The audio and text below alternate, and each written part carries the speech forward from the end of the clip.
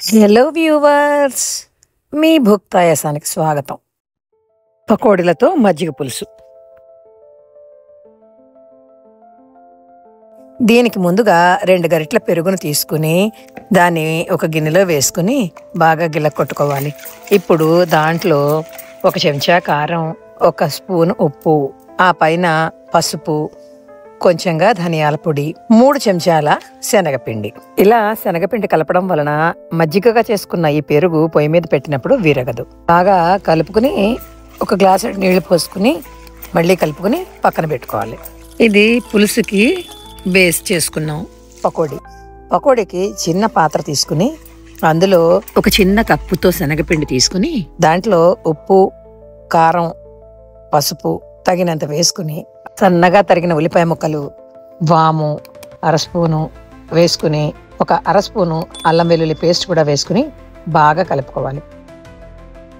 దీంట్లో కొంచెంగా నీళ్లు పోస్తూ పకోడీ పిండిలాగా కొంచెం గట్టిగా కలుపుకోవాలి. ఈ పైన 1 టేబుల్ స్పూను వరిపిండి కూడా వేసి, అంటే బియ్యం పిండి, 1/2 స్పూను బేకింగ్ సోడా వేసుకుని పైన నీళ్లు పోసి మంచిగా కలుపుకోవాలి. పొయ్యి మీద కొంచెంగా నూనె పెట్టి అందులో ఈ కలుపుకున్న పిండిని పకోడీలాగా చిన్నగా వేసుకోవాలి. ఎర్రగా వేగాక తీసి పక్కన పెట్టుకోవాలి.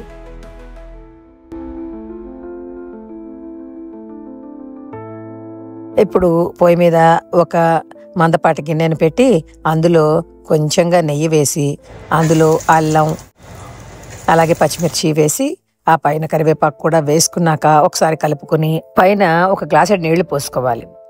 ఇలా గ్లాసు నీళ్లు పోసుకున్నాక దాంట్లో ముందుగా తయారు చేసి పెట్టుకున్న మజ్జిగ మిశ్రమాన్ని వేసి సిమ్లో పెట్టి మెల్లగా కలుపుతూ ఉండాలి. ఇలా కలుపుతూ ఉన్నప్పుడు ఈ శనగపిండి వల్ల అది దగ్గర అవుతుంది.